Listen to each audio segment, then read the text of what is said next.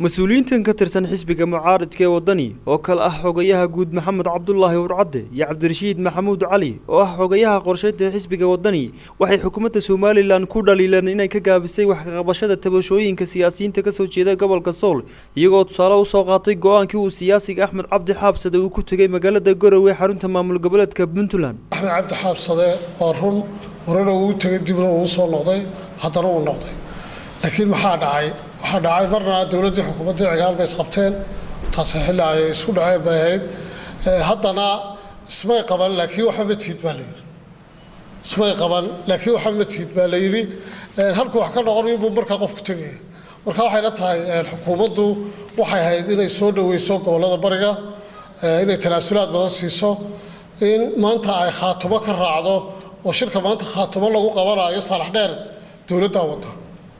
ما وضع على خليف وانا حاران ان لو قبط الصومال غدهيدا شركه سو horjeeda qaranimada Soomaaliland aad iyo aad baan u cambaarayna xukuumadda على خليفنا ما wada khaatibay waxa wada xukuumadda wada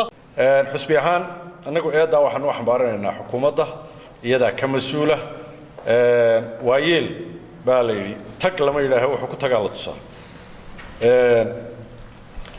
madaxda baxday waxaynu ognahay inay in badan oo sanada ah iyagoo la taliyaal aan waxba la weydiinayn ee carad dalka ku dhex joogeen waxay ka soo bilaabantay shirkii u horeeyay khaatimo waxay ummadda Soomaaliland la socotaa in mudane xaabsade iyo fuaad aadan cadeba ay ka hor yimaadeen oo diideen madaxweynahana ka codsadeen inuu iyaga u daayo iyaga siyaasiyiintii deegaankaasa in lagu gacan sayray oo cali khaliif xukuumadeenu raacday